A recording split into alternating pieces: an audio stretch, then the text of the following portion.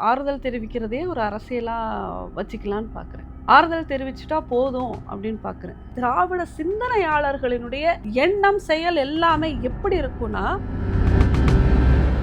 மனிதனுடைய உணர்வுகள அவங்க பார்க்கறது இல்ல. உடலை மட்டும் பார்ப்பது. இந்த திராவிட சிந்தனைக்குள்ள போயிட்டாங்கன்னா, உங்களுக்கு கட்டுப்பாடு கிடையாது. கேட்டா நாங்க திராவிடம். நாங்க வளர்த்த மகளையே திருமணம் செய்துக்கலாம். ஒருத்தனை நாமளே கொல்லுவோமாமா, அப்புறம் நாமளே காசு கொடுப்போமாமா. ஒண்ணு ஸ்டிக்கர் ஒட்டுறது, இல்லாட்டி இப்போ போட்டோக்கு போஸ் கொடுக்கறது, இல்லாட்டி ஒரு டிராமா பண்றது. இப்படிதான் இந்த 4 வருடம் உள்ள போய் பார்த்தா ஒண்ணும் இருக்காது. யாரோ முடிச்சு வச்சிருப்பாங்க, இவங்க போய் பிராண்ட் ஒட்டுவாங்க. இது 2 தான் திராவிட முன்னேற்ற கழகத்துடைய ஸ்டைலு. சிறை மரணங்கள், அதாவது லாக்அப் டெத்ஸ் இவ்வளோ நடந்திருக்கு அப்படிங்கிறத நீங்கள் இதையும் கொஞ்சம் ஒரு ஷோ பண்ணி ஒரு அழகா உங்களோட ஸ்டைலில் இவ்வளோ பேர் நடந்திருக்குன்னு சொல்லுங்க. எங்கள் மாநில தலைவர் சொல்லியிருக்கிற நிஜம்தானே? மதிமுக ஆகட்டும், கம்யூனிஸ்ட் ஆகட்டும், இந்த விடுதலை சிறுத்தைகள் ஆகட்டும், இவங்க எல்லாமே களத்துக்கு வந்திருக்கணும். சீமானும் களத்துக்கு வந்திருக்கணும். எல்லாமே ஒன்றிணைந்து போராடி இருந்தாதான் அது கரெக்டா வந்திருக்கும். இது நம்ம அரசியல் கூட்டணிக்குமே இந்த போராட்டத்துக்குமே என்னைக்குமே சம்பந்தம் இல்லை.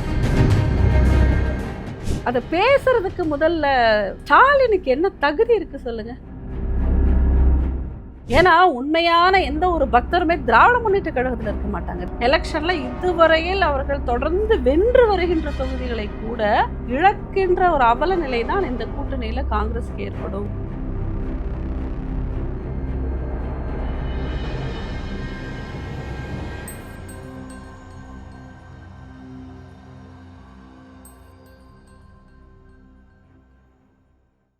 பேசு தமிழா பேசு நேயர்களுக்கு வணக்கம். இன்றைய நேர்களுக்காக நம்முடைய நினைகிறார் பாஜகவின் மாநில நிர்வாகி சவிதா போஜன் அவர்கள்.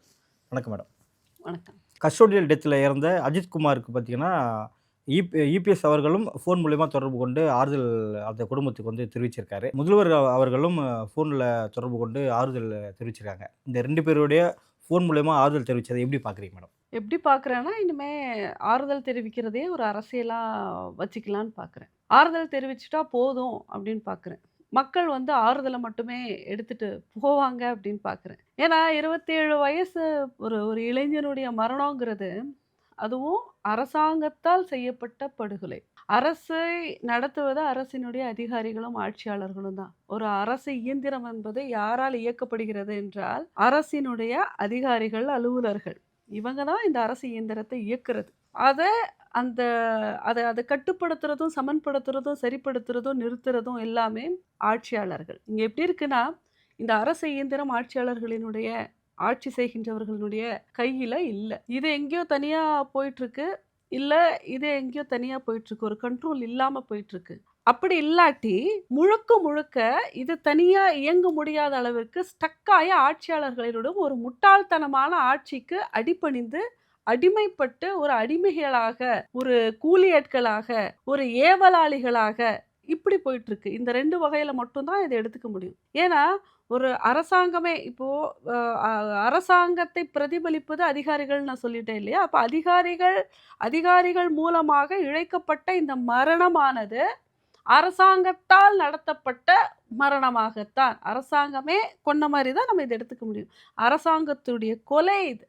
அப்போ அரசாங்கம் யாரை வேண்டுமானாலும் அரசு அதிகாரிகளை பயன்படுத்தி, அது காவல்துறையாக இருக்கலாம், எந்த துறையாக இருக்கலாம், பயன்படுத்தி எந்த வகையில் வேண்டுமானாலும் எப்படி வேணாலும் என்ன வேணாலும் பண்ணலாம். இப்போ கடைசியாக ஆறுதல் கூறிவிட்டால் எல்லாம் முடிஞ்சது, அவ்வளோதான். அதாவது ஒரு உயிரினுடைய மதிப்பு அவ்வளோதான். இவங்க இப்போவுமே கூட நீங்க பார்த்தீங்கன்னா, ஒரு உயிர் அப்படிங்கிறதுக்கான இவங்க கொடுக்கக்கூடிய என்னைக்குமே உணர்வுகளற்று தான் இவங்க வந்து திராவிட முன்னேற்ற கழகமானது. நீங்க நல்லா கவனிச்சு பார்த்தீங்கன்னா, திராவிட முன்னேற்ற கழகத்தினுடைய திராவிட சிந்தனையாளர்களினுடைய எண்ணம், செயல் எல்லாமே எப்படி இருக்கும்னா, உணர்வுகளற்ற, உயிர்களற்ற ஒரு செயல்பாடுகளா மட்டும்தான் இந்த உலகத்தை பார்ப்பாங்க. மனிதனுடைய உணர்வுகளை அவங்க பார்க்கறது இல்ல. உடலை மட்டும் பார்ப்பது.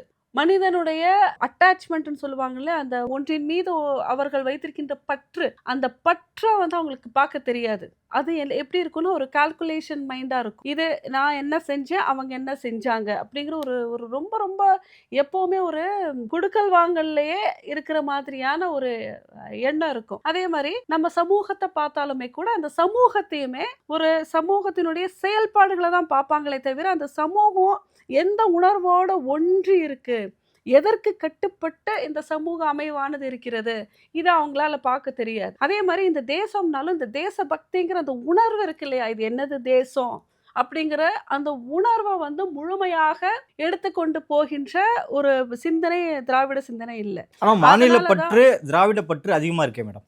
திராவிட பற்று ஏன் அதிகம் அப்படின்னா, பற்று இல்லாதது பற்று இல்லாதது மிகவும், அதாவது இவர்களுடைய வாழ்க்கை முறைக்கு ஒத்து போகின்ற ஒரு கான்செப்ட்ங்கிறதுனால அதை அவங்க ரொம்பவா எடுத்துக்கிறாங்களே தவிர திராவிட பற்று கிடையாது அதுக்கு பேரு.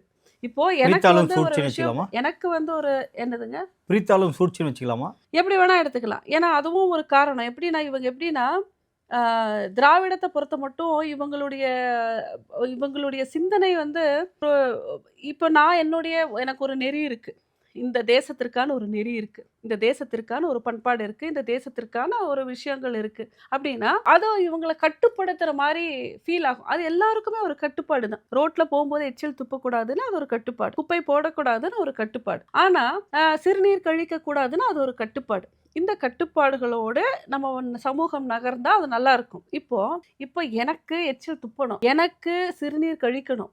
எனக்கு குப்பை போடணும். அது என்னோட கம்ஃபர்டபுள். நான் அப்படி எங்க வேணா குப்பை போடலாம். நம்ம எல்லாருமே கம்ஃபர்டபுள் தானே. எந்த குப்பைய வேணா எங்க வேணா போட்டு போலாம். எங்க வேணா துப்பலாம். எங்க வேணா கழிவறையா யூஸ் பண்ணலாம் அப்படின்றது மனிதனுக்கு வந்து அது இட்ஸ் கம்ஃபர்டபுள். அந்த மாரி இந்த செயல்பாடுகள்ல நம்ம இப்ப கட்டுப்பாட பத்தி பேசிட்டு இருக்கிறோம். இதே மாரி உணர்வுகள்ல இருக்கக்கூடிய கட்டுப்பாடுகள். இப்படிதான் இருக்கணும் அப்படிங்கிற ஒரு கட்டுப்பாடு. அது குடும்ப அமைவிலிருந்து, சமூக அமைவிலிருந்து, தேச அமைவிலிருந்து ஒரு ஓடுகின்ற ஆற்றின் மீது இருக்கின்ற பற்று, கோயில்கள் மீது இருக்கின்ற பற்று, தெய்வத்தின் மீது இருக்கின்ற பற்று, நமது மூதாதையர்கள் மேல் இருக்கின்ற பற்று, இந்த இயற்கையின் மீது இருக்கின்ற பற்று, நமது முன்னோர்கள் மேல் இருக்கின்ற பற்று, நமது தாய் தந்தையர் மேல் இருக்கின்ற பற்று, நம்ம சகோதரத்துவத்தின் மேல் இருக்கின்ற பற்று, இது எல்லாமே இது இருக்கிறது வந்து என்னன்னா, அது எல்லாமே அந்த அந்த கட்டுப்பாடுக்கு இவங்க வரமாட்டாங்க. அந்த அதெல்லாம் எடுத்துக்க முடியாது. அவங்களுக்கு எப்படி வேணா இருக்கலாம். எப்படி வேணாலும் இருக்கலாம். அவங்களுக்கு வந்து ஒரு கட்டுப்பாடு தேவையில்ல. இது எல்லாத்தையுமே இந்த மாதிரியான கொள்கைகள், இந்த மாதிரியான ஒரு சில்லறத்தனமான சுதந்திரத்தோட இணைந்தது தான் இந்த திராவிட சிந்தனை. இந்த திராவிட சிந்தனைக்குள்ள போயிட்டாங்கன்னா, அவங்களுக்கு கட்டுப்பாடு கிடையாது. கேட்டா நாங்க திராவிடம். என்ன எல்லாத்துக்கும் எங்களுக்கு உரிமை இருக்கு. நாங்க இதெல்லாம் பார்க்கறது இல்ல. நாங்க வளர்த்த மகளையே திருமணம் செய்துக்கலாம். எங்களுக்கு எந்த ஒரு கட்டுப்பாடுமே கிடையாது. நாங்க எப்படி வேணா இருந்துக்கலாம். முன்னாடி இருப்பது நீங்க புத்தகத்துல படித்த மாரி, அது தாயா, தாரமா, சகோதரியா, அத பத்தி எங்களுக்கெல்லாம் கவலை கிடையாது. என்ன வேணா செஞ்சுக்கலாம். இந்த மாதிரியான ஒரு ஒரு ஒரு சீர்கெட்ட சமூகத்திற்கான ஒரு சிந்தனை உள்ளவர்கள் எல்லாமே ஒன்று சேர்ந்தாங்கன்னா அதுதான் திராவிட சிந்தனை, அதுதான் திராவிட கலாச்சாரம். இப்போ இந்த திராவிட கலாச்சாரத்துக்குள்ள போயிட்டாங்கன்னா இவங்களுக்கு இந்த மாதிரி 28 வயசு பையனுடைய இறப்போ, அவனுடைய தாயினுடைய இழப்போ, அவர் சகோதரனுடைய இழப்போ, அந்த சகோதரனுடைய அந்த ஒரு நம்பிக்கை இல்லாத ஒரு ஒரு தன்மை வரும் இல்லையா, அண்ணனை அடிச்சு கொண்டுட்டாங்கன்னா அவனுடைய லைஃபுக்கு ஒரு கேரண்டி இல்லாமல் போயிடும். அது என்னன்னா அது ஒரு அந்த சோகம் அந்த குடும்பத்தை தாக்கிக்கிட்டே இருக்கும். அந்த தாயால் தாங்கிக்கவும் முடியாது.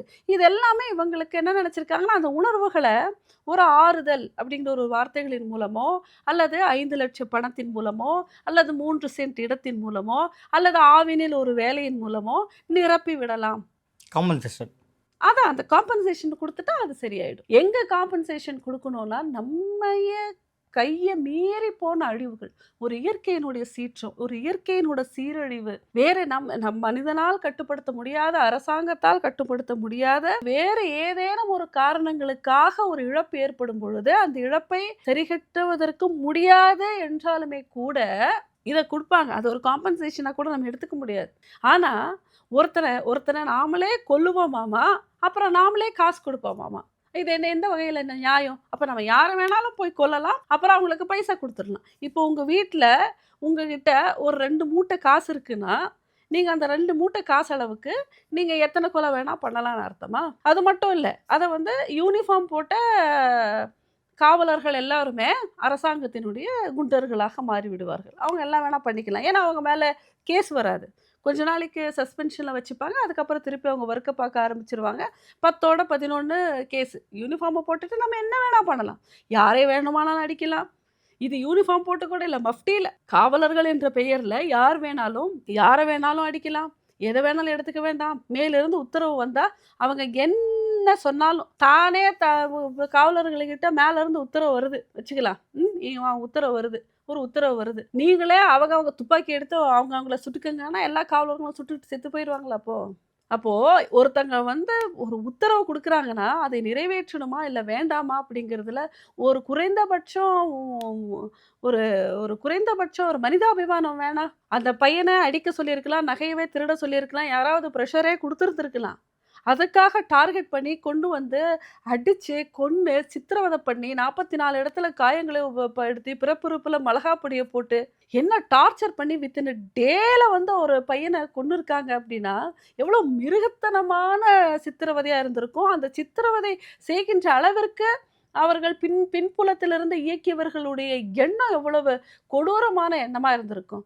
இதுல என்ன ஒரு பெரிய ஒரு ஒரு ஆச்சரியம்னா, இது அத்தனையுமே மறைச்சிட்டாங்க. வெறும் 5,00,000 ரூபாயிலயும் 3 சென்ட் நிலத்திலயும் ஒரு வேலையிலயுமே. இத வந்து 10ஓட 11ஆவதா ஒரு கேஸா எடுத்துட்டு போறாங்க. இது சமூகத்தினுடைய ஒரு தூக்குல போடக்கூடிய குற்றவாளிக்கு கூட எத்தனை தடவை மறுபரிசீலனை இருக்கு தெரியுமா? நாம தூக்குலயே குற்றவாளிகளை கொலைன்னு செய்த ஒரு குற்றவாளியை கூட நாம 1க்கு 10 தடவை யோசிக்கிறோம். தூக்குல மரண தண்டனை விதிக்கிறது இல்ல. நீங்க இந்த திராவிட அரசுல ஒரு ஒரு விசித்திரத்த நீங்க பார்த்தீங்களா? தீவிரவாதியில பாடையில 1000 பேர் ஊர்வலமா கொண்டு போய் கொண்டாடுறாங்க.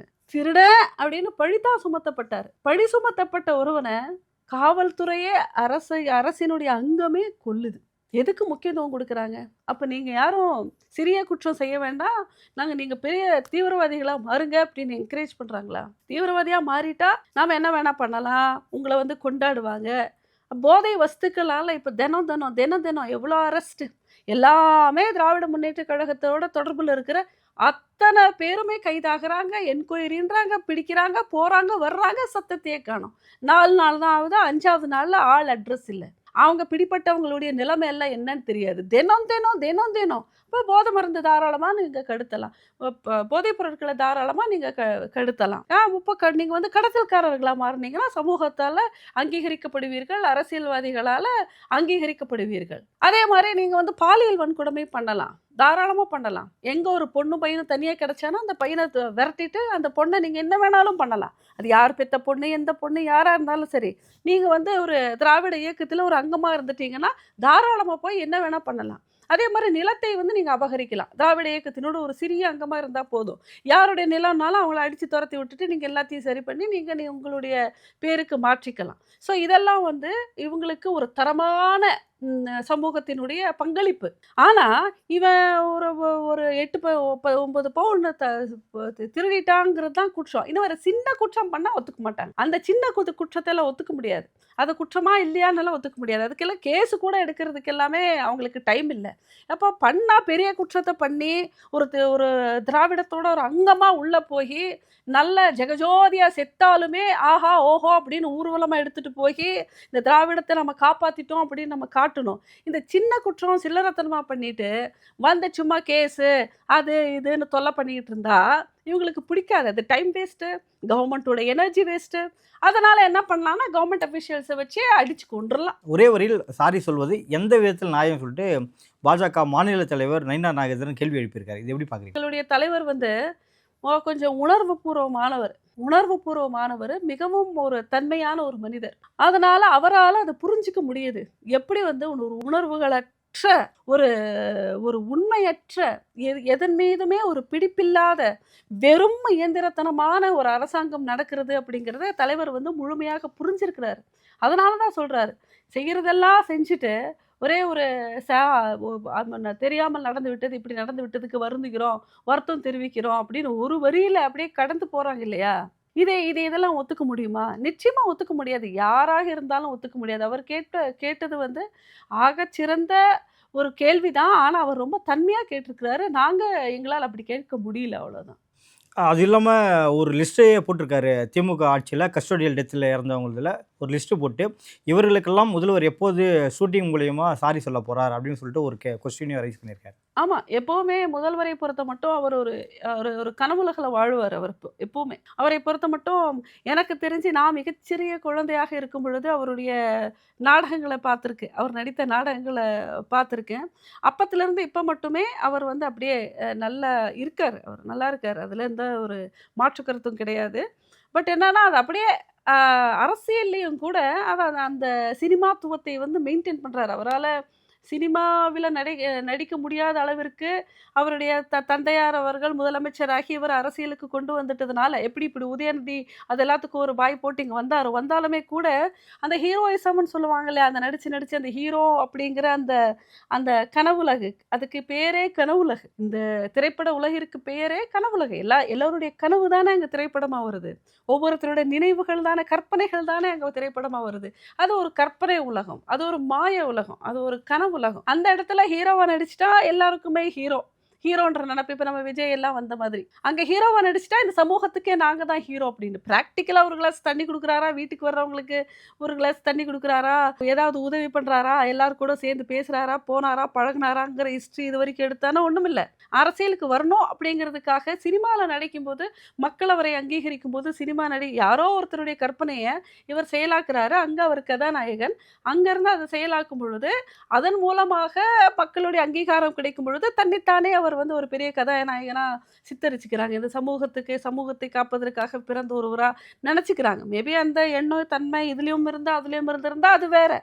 ஆனா, இதுவரைக்கும் அந்த மாரி ஒரு சோஷியல் நெறைய ஆக்டருங்கலாம் பண்றாங்க. நெறைய இடத்துல வந்து பெரிய பெரிய சீரழிவுகள் எல்லாம் வரும்போது எல்லாமே நிறைய சாதாரண சீரியல் நடிக்கிறவங்க, சின்ன சின்ன கதாபாத்திரம் நடிக்கிறவங்க கூட களத்துல இருந்து உதவி செஞ்சிருக்காங்க. அவங்கள நான் குற்றம் சொல்ல, குறை சொல்ல வரல. இது வந்து அரசியல் என்ற ஒரு விஷயத்துக்கு காலடி எடுத்து வைக்கிற மட்டுமே எதுவுமே செய்யாம இருந்துட்டு, அரசியலுக்கு வந்ததற்கு அப்புறம் தன்னை தான் தலைவன் என்று முன்னிறுத்திக் கொண்டு மக்களுக்காக நாங்கள் வாழ்கிறோம் என்று சொல்றாங்க இல்லையா?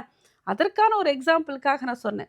அந்த வகையில ஸ்டாலின் அவர்கள் வந்து அங்கிருந்து அந்த ட்ராமாலருந்து வெளிய வந்தாலுமே கூட, அவர் மைண்ட் செட்ல இருக்கிற ட்ராமாலருந்து வெளிய வரல. இப்பவும் வெளிய போகணும்னா, அந்த எல்லா மேக்கப்போட, எல்லா செட்டப்போட தான் வெளிய போறாங்க. அவர் மட்டும் அப்படி இருந்தா பரவால்ல. இந்த சமூகத்தையும் அப்படியே அந்த ட்ராமாலயே கொண்டு போகணும்னு நெனைக்கிறாரு.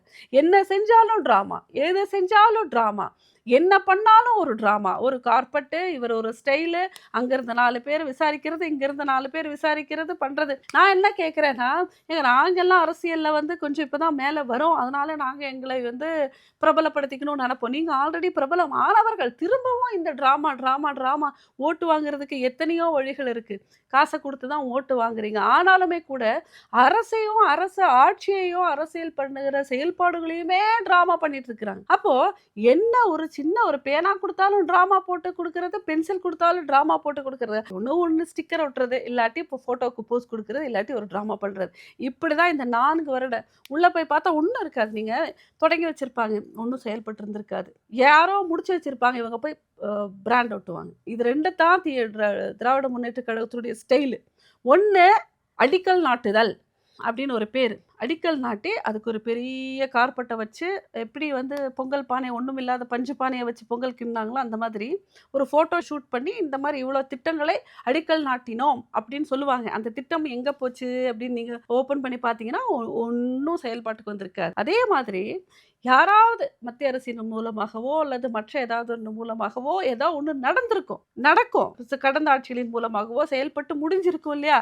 அதுக்கு ஒரு பெரிய ஒரு பிராண்ட், ஒரு ஸ்டிக்கர் இது எங்களோடது அப்படின்னு ஒட்டுவாங்க. இது 2 தான் திராவிட முன்னேற்ற கழகத்தினுடைய ஸ்டைல். இந்த அரசியலுடைய ஸ்டைலு. இதுல இவர் வந்து ஒரு நல்ல கதாநாயகன். நல்ல ஃபுல் மேக்கப்போட வரக்கூடிய ஒரு கதாநாயகன். இதுதான் இவங்களுடைய இது பிராண்ட் இப்படி போயிட்டுருக்கு. அந்த மாதிரி இதையும் நீங்க கொஞ்சம் சொல்லுங்க. இது இவ்வளோ கஸ்டோடியல் டெத் எல்லாம் நடந்திருக்கு எங்களுக்கு. நீங்க இதையும் சிறை மரணங்கள், அதாவது லாக்அப் டெத்ஸ் இவ்வளோ நடந்திருக்கு அப்படிங்கிறத நீங்க இதையும் கொஞ்சம் ஒரு ஷோ பண்ணி, ஒரு அழகா உங்களோட ஸ்டைல்ல இவ்வளோ பேர் நடந்திருக்குன்னு சொல்லுங்கன்னு எங்க மாநில தலைவர் சொல்லியிருக்காரு. நிஜம் தானே? அது உண்ம தானே? பாஜக, அதிமுக கூட்டணி அமையும்போது எல்லாரும் என்ன சொன்னாங்கன்னா, இது வந்து கொள்கை கூட்டணி இல்ல, தேர்தலுக்கான வைக்கிற கூட்டணி அப்படின்னு தான் சொல்லிட்டு பல பேர் வந்து விமர்சனங்கள் சொன்னாங்க. இப்போ பார்த்தீங்கன்னா, அஜித்குமாருக்காக களத்திலே இந்த 2 கட்சிகளும் இணைந்து கூட்டணியா இணைஞ்சு இப்போ போராட்டத்த கையில எடுத்திருக்காங்க. இது எப்படி பார்க்குறீங்க மேடம்? அவங்க பார்வையில இது எப்படி இருக்கும்? இது வந்து ஒரு சமூக குற்றம். ஒரு சமூகத்தில இழைக்கப்பட்ட அநீதி. இல்ல அதான் இதுக்கு ஒரு மாற்று பாஜகவும், கருத்தே அதிமுகவும் இல்ல. தேர்தலுக்கு மட்டும் தான் இணையும்னு சொல்லியிருந்தாங்க. இப்போ அஜித் குமாருக்காக களத்திலே இணைஞ்சிருக்காங்க. அது வந்து சொல்றவங்க 1008 சொல்ல பாஜக கூட இருந்தவங்க தான் அவங்க. பாரதிய ஜனதா கட்சியோட இருந்தவங்க தான் அவங்க. அதனால சொல்றவங்க 1008 இப்போ அரசியல் எப்பொழுதுமே அரசியல்ங்கிறது ஒரு வித்தியாசமான களம். ஏன்னா, அரசியல் என்பது கட்சியினுடைய பெயர் தான் நிரந்தரம். அங்கே வரக்கூடிய மனிதர்கள் வந்து ஒவ்வொரு தலைவர்கள், மனிதர்கள், கட்டம், சூழல் எல்லாமே மாறி, மாறி, மாறி, மாறி வரும். இப்போ கருணாநிதி அவர்கள் இருக்கும் பொழுது, பெரியாருடைய திராவிடம்ங்கிறது வேற, அவருடைய செயல்பாடு வேற. அண்ணாவினுடைய செயல்பாடு வேற, கருணாநிதியுடைய செயல்பாடு வேற, ஸ்டாலினுடைய செயல்பாடு வேற, நாளைக்கு உதயநிதியுடைய செயல்பாடு வேற. கட்சி திராவிட முன்னேற்றக் கழகமா தான் இருக்கும். அப்போ ஒவ்வொருத்தரினுடைய செயல்பாடுகள்ல மாற்றங்கள் இருக்கும். அந்த மாற்றங்கள் இன்னொரு கட்சியிலயும் அதுதான் நிரந்தரம். யாருமே இங்க க தொடர்ந்து உயிரோடு இருக்க போறதில்ல. அப்போ ஒவ்வொரு ஜெனரேஷன் வரும்போதும் கூட, ஒவ்வொரு புதிய புதிய தலைவர்கள் வரும்பொழுது, அவர்களுடைய அணுகுமுறை, அவர்களுடைய பார்வையில் அரசியல், அது எல்லாமே வித்தியாசமா இருக்கும். அதனால அந்த இடத்துல வந்து ஒரு கூட்டணி இருப்பதும், கூட்டணி பிரிவதுங்கிறது ஒரு சகஜம். சரியா? ஆனா, சமூகம்னு வந்தா, சமூகம்ங்கிறது ஒரு நல்லிணக்கத்திற்கானது. சமூகம்ங்கிறது ஒரு நல்ல வாழ்வியலுக்கானது. ஸோ, சமூகத்த பொறுத்த மட்டும் நம்ம வாழ்வதற்கான ஒரு களம். அந்த இடத்துல பிரச்சனை வரும்பொழுது, எல்லா கட்சிகளும் ஒருமித்து, ஒன்றிணைந்து தான் அந்த இடத்துல வந்து நம்ம நிக்கணும். இப்போ இதற்கு முழு தார்மீக பொறுப்பு, இதனுடைய முழு பொறுப்பு அரசாங்கத்தின்படி, அரசு சட்டங்களின்படி இந்த கொலைக்கு முழு பொறுப்பேற்க வேண்டியது திராவிட முன்னேற்றக் கழகமும், அதனுடைய அரசாட்சியும் தான். அப்போ இதற்கு எதிராக இருக்கக்கூடிய இவர்கள் அல்லாத ஏன்னா அவர்களே நாங்கள் தவறிழைத்து விட்டோம் அப்படின்னு சொல்றதுக்கு பெருந்தன்மை எல்லாம் அவங்களுக்கு கிடையாது. இல்ல அதை உடனடியா தீர்க்கிற அளவுக்கு மனசாட்சியும் அவங்களுக்கு கிடையாது. அதனால அவங்க அப்படிதான் இருப்பாங்க. மற்ற அத்தனை கட்சிகளுமே ஒன்றிணைந்து போராடணுங்கிறேன். அந்த இடத்துல பாரதிய ஜனதா கட்சியும் அதிமுகவும் ஒன்றிணைந்து இன்னைக்கு போராடி இருக்கு. ஆனா சொல்லணும்னா, அவங்க கூட இருக்கிற நீங்க மதிமுகன்னு இருக்கட்டும், ஒரு சின்ன சின்ன இப்ப செல்லுபடியாகாத கட்சிகளா இருந்தாலுமே கூட, மதிமுக ஆகட்டும், கம்யூனிஸ்ட் ஆகட்டும், இந்த விடுதலை சிறுத்தைகள் ஆகட்டும், இவங்க எல்லாமே களத்துக்கு வந்திருக்கணும். சீமானும் களத்துக்கு வந்திருக்கணும். எல்லாமே ஒன்றிணைந்து சமூகத்திற்காக போராடக்கூடிய அத்தனை பேருமே ஒன்றிணைந்து இது போல சமூக மிக்க அதாவது ஒத்துக்கொள்ளவே முடியாத எந்த வகையிலுமே நம்மளால இத வந்து காம்ப்ரமைஸ் பண்ண முடியாது. இது ஈடுகட்ட முடியாதுன்ற குற்றங்களுக்கு அத்தனை பேருமே வரிசையில் நின்று ஒன்றிணைந்து போராடி இருந்தா தான் அது கரெக்ட்டா வந்திருக்கும். இதுல வந்து நம்ம அரசியல் கூட்டணிக்குமே, இந்த போராட்டத்துக்குமே என்னைக்குமே சம்மந்தம் இல்ல. ஏன்னா மனசாட்சி உள்ள அத்தனை பேருமே களத்துல நின்று இந்த குற்றத்திற்காக, இந்த சம்பந்தப்பட்ட குற்றத்திற்காக போராடியே ஆக வேண்டும். சமூகம் எங்க போயிட்டு இருக்கு பாருங்க. இப்போ திருமணமான ஒரு குழந்தை வந்து தற்கொலைக்கு போகுது. அப்ப பலகீனமான சமூகம். இந்த திராவிடத்தினுடைய சிந்தனைகளை நான் எதிர்ப்பதற்கு காரணமும் இது போன்ற பலகீனப்பட்ட மைண்ட் தான். நம்ம நினைச்சிட்டு இருக்கிறோம். இப்போ அந்த திருமண பந்தம் என்கிறது உணர்வுகளை தாண்டி மெட்டீரியலைஸ்டா போகுது. சொன்ன மாரி வரதட்சணை ஆகட்டும், அந்த பிரம்மாண்டம் ஆகட்டும், அந்த இதெல்லாமே பார்த்து ஒரு மெட்டீரியலைஸ்டா மேரேஜ் லைஃப்ங்கிறது என்னைக்கு உணர்வுகளை தாண்டி பொருளாதாரத்தோடு போனதோ, அப்பவே புரிஞ்சுக்கணும் சமூகத்துல இருக்கக்கூடிய நம்ம மொத்த சமூகமே மாறிடுச்சு அப்படின்னு சொல்லி. இது என்ன ஆகும்னா, நீங்க வெளியில வந்து இந்த இந்த இந்த பொருள்களுக்கு இங்க இருக்கக்கூடிய இந்த ஜாடிக்கும், இந்த மேஜைக்கும் நீங்க முக்கியத்துவம் குடுக்க மனிதனுடைய முக்கியத்துவம் போயிடும். மனிதனுடைய முக்கியத்துவம் போக போக போக தன்னுடைய தன்னம்பிக்கை வந்து முழுவதுமா குறைஞ்சிரும். அப்போ எல்லாம் இருந்தும் கூட ஒரு பெண் வந்து தன்னால இனிமே வாழ முடியாதுன்னு ஒரு சின்ன குழந்தைக்கு வந்து தற்கொலை பண்ணிக்கணும் அப்படின்னு தோணுதுன்னா, இதுதான் இந்த தைரியத்த தான் மனதில் இருக்கக்கூடிய இந்த ஒரு ஒரு நம்பிக்கை இல்லாத ஒரு மனநிலைய தான இந்த சமூகம் உருவாக்கியிருக்கு. இதுதான் ஒரு புரட்சியா? அந்த காலத்துல வந்து பெண்கள் எல்லாமே வாள் எடுத்து போர் புரிந்த மங்கையர்களா இருந்திருக்காங்க. புலியை வந்து முறத்தால் அடித்து துரத்திய பெண்களா இருந்திருக்காங்க. எங்கெங்கோ போய் அ அ திரை திரைக்கடல் ஓடையும் திரவியம் தேடணுன்ற மாதிரி, எங்கெங்கேயோ போய் சம்பாரிச்சு வரும்பொழுதும் கூட குடும்பத்த வந்து எடுத்து நிறுத்தியிருக்காங்க. பெண்கள் எல்லாமே அவங்க தான் இந்த சமூகத்தையும், குடும்பத்தையும், இந்த தெய்வத்தையும், கோவில்களையும் காத்து வந்திருக்காங்க. அந்த அளவிற்கு மன தைரியம் ரொம்ப வீரியமான சிந்தனைகள் உள்ள ஒரு நல்ல ஒரு முன்னேற்றத்தோட தைரியமான, அதாவது வாழ்க்கை முறை எளிமையா இருக்கலாம். வாழ்க்கை முறை வாழுகின்ற வீடு சின்னதா இருக்கலாம். அ அணிகின்ற அணிகலன்கள் குறைவா இருந்திருக்கலாம். உடுத்துகின்றது ஒரு பெரிய தரமானதா இல்லாம இருந்திருக்கலாம். ஆனா வாழ்ந்த வாழ்க்கை வந்து சிறப்பான வாழ்க்கை. மனத்தினுடைய தைரியம் வந்து மிக அதீத தைரியம். உடலினுடைய ஆரோக்கியம் வந்து அத்தனை ஆற்றல் மிகுந்த உடலை கொண்ட ஒரு ஆரோக்கியம். சிந்தனைகள் வந்து ஒவ்வொரு ஜெனரேஷனுக்கும் எடுத்துட்டு போற அளவுக்கு அந்த அளவிற்கு ஒரு நல்ல உரத்த சிந்தனைகள். இந்த அளவிற்கு இருந்த ஒரு சமூகம் அப்படியே உல்டாவா மாறுது. வெளிய எல்லாமே இருக்கு. மனிதன் வந்து ஒரு பலூன் மாதிரி ஆயிட்டான். இத கட்டமைச்சதே இந்த திராவிட சிந்தனைங்கிறேன். நம்மளுடைய அந்த தைரியமான, நல்ல ஒரு ரிச்சான ஒரு கல்ச்சர வந்து டோட்டலா டேமேஜ் பண்ணி, ஒரு ஏகபோகத்திற்கு கொண்டு சென்று, எதையோ ஒண்ண வந்து இல்லாத ஒன்ற இருக்கிற மாரி காமிச்சு, எல்லா வகையிலுமே இந்த அரசு செயல்படுறது மட்டும் இல்ல, ஒரு தனி மனிதனுடைய தைரியமும் இல்லாத அளவிற்கு மாற்றி அமைத்த ஒரு சிந்தனைகளோடு நம்ம வாழ்ந்ததுனால தான் இது ஒரு கரும்புகை சூழ்ந்த ஒரு மண்டலமாக இந்த தமிழகம் வந்து காட்சியளிக்கிறது. அதாவது எங்க இருக்கோம், எப்படி வாழ்றோங்கிறது முக்கியம் இல்ல. மனதளவுல நிம்மதியாக இருக்கோமா, மகிழ்ச்சியாக இருக்கோமாங்கிறது தான் முக்கியம். இந்த இடத்துல வந்து மகிழ்ச்சிங்கிறத தீர்மானிக்கிறது, ஒரு மனிதனுடைய வாழ்க்கை முறையும், அன்பும் அப்படிங்கிறத தாண்டி பொருளாதாரமும், ஆடம்பரமுன்ற மாரி ஆயிப்போச்சு. அதே மாரி உறவுகளற்ற ஒரு சமூகம்ங்கிறது, அந்த உறவுகள்ல ஒருத்தரோடு ஒருத்தர் வந்து அன்பாக இல்லாமல் இருக்கின்ற ஒரு சமூகம். ஒருத்தருக்கு ஒருத்தர் சம்மந்தம் இல்லாத ஒரு சமூகம். மேற்கத்திய பாவனைகளை போய்க்கொண்டிருக்கிற ஒரு சமூகத்துக்கு வித்திட்டது திராவிட முன்னேற்றக் கழகம். அதனுடைய விளைபாடு தான் இன்று அவர்களுடைய ஆட்சி, அவங்களுடைய சிந்தனையே ஊறச் செய்து, அவர்களுடைய ஆட்சியை வைத்து அதை வந்து செயல்படுத்த செய்து தான் இந்த சமூகத்துல வந்து தற்கொலைகளும் சரி, கொலைகளும் சரி, குற்றங்களும் சரி, எல்லா உறவுகளும் சரி, பிரச்சனைகளும் சரி, பலவீனங்களும் சரி, இன்று வரை மன அழுத்தமும் சரி, எல்லாத்துக்குமே காரணமான ஒரு ஒரு ஒரு நடுநாயகமான ஒரு சிந்தனையாக இந்த திராவிட சிந்தனை இருக்குங்கிறது என்னுடைய கருத்து. அடியாருக்கு அடியார் போல் உழைத்துக் கொண்டிருக்கும் சேகர் பாபுவால் தான் பக்தர்கள் போற்றும் அரசாக திமுக இருக்கு அப்படின்னு சொல்லிட்டு முதல்வர் ஸ்டாலின் அவர்கள் அவரை பாராட்டியிருக்காரு. இது எப்படி இப்போ பார்க்குறீங்க? நாங்களும் பக்தர் தாங்க.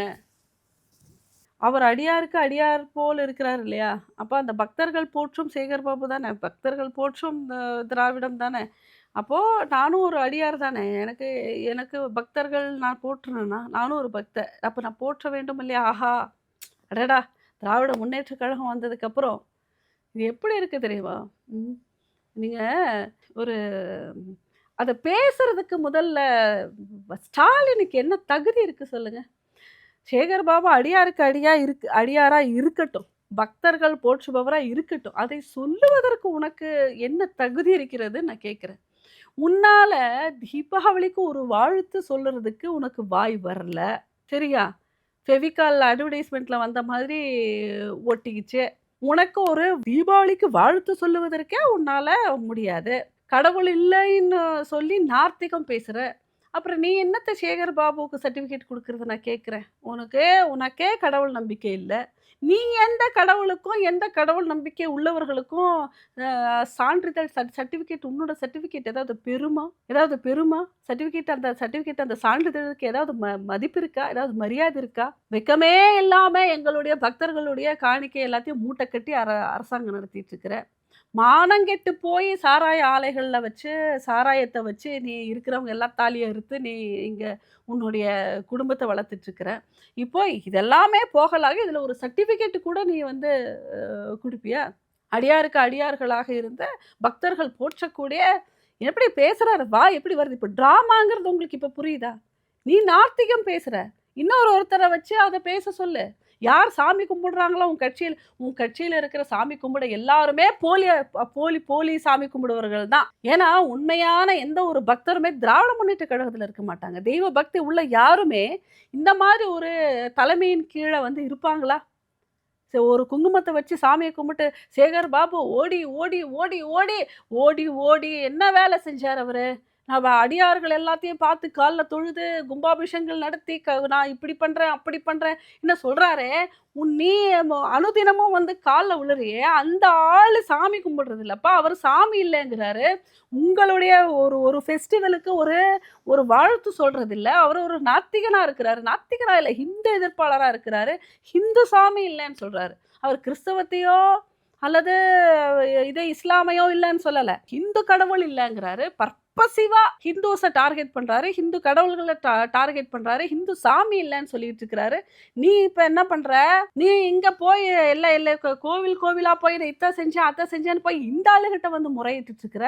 யாரை பத்தி யாருகிட்ட சொல்லிக்கிட்டு இருக்கிற? ஒண்ணுமே லாங்குவேஜ் என்னன்னு தெரியாத ஒருத்தர்கிட்ட போய் நீ வந்து ஏதோ ஆன்மீகத்தை பத்தி பேசிக்கிட்டு இருக்கிற. அப்படின்னா ஒரு சப்ஜெக்ட் என்னன்னே தெரியாத ஒருத்தரை பத்தி சர்டிபிகேட் வாங்குறது ஒரு பெரிய சர்டிபிகேட்டா? இல்ல இவரும் என்ன என்ன தகுதியில அவர் வந்து அந்த சர்டிபிகேட் கொடுக்குறாரு? இவர் வந்து பக்தர்களுக்கெல்லாம் பக்தர்னு சொல்லி நாங்க என்னங்கிறோம்னா, போடுற ஒரு அன்னதானத்துக்கோ அல்லது ஒரு கோவிலினுடைய பராமரிக்கோ போடுகின்ற நாங்கள் ஒரு வேண்டுதலுக்காக போடுகின்ற ஒரு 100 ரூபாயுமே வயிறெறிந்து போட வேண்டிய ஒரு காலகட்டத்துல கடவுளுக்காக பணிகள் நடக்கட்டும் இருக்கட்டும் போடுறதுல இதுல இருக்கிறதெல்லாம் இவன் சாப்பிட போறான். இருந்தாலும் பரவாயில்ல, இறைவனுக்கு வயலுக்கு பாய்ந்த நீர் கொஞ்சம் அந்த புல்லுக்கும் பாயட்டுமேன்ற மாதிரி இவங்க திருடிட்டு போகும்போது ஒரு ஒரு ஒரு ரூபாவாவது அதுக்குள்ள சாமிக்கு போகுமே அப்படின்னு தான் நாங்கள் போட்டுட்டு வரோம். அதனால வெக்கம் இல்லாமல், மானம் இல்லாமல், ரோஷம் இல்லாமல், சூடு சுரணம் எதுவுமே இல்லாமல் அரசாங்கங்கிற பேரில் என்னுடைய ஆன்மீக வருகின்ற வருமானங்களை எல்லாத்தையும் எடுத்து நீங்கள் செயல்படுத்துறீங்க. கடைசியில் சர்டிஃபிகேட் கொடுக்கறதுக்கு அவருக்கு தகுதியே இல்லை. இந்த சேகர் பாபு பார்க்கும்போது ஒரு கோமாளி மாதிரி தான் எனக்கு ரொம்ப தெரியுது. ஏன்னா நல்லா யோசிச்சு பாருங்க, கடவுளை வேண்டுறாரு, கடவுளே அறநிலையத்துறையிலிருந்து நான் ரொம்ப தெய்வ பக்தின்னு காட்டிக்கிறாரு. போய் போய் திரும்பி கடவுளே இல்லைங்கிற ஒருத்தர்கிட்ட போய் சரணாகதி ஆகுறாரு. அப்போ இது முன்னுக்கு பின்னும் இந்த முரணா இல்லை? ஸோ ஒரு முரண்பட்ட விஷயத்த செய்கிறவர்களை நம்ம என்னன்னு சொல்லுவோம் சமூகத்தில்?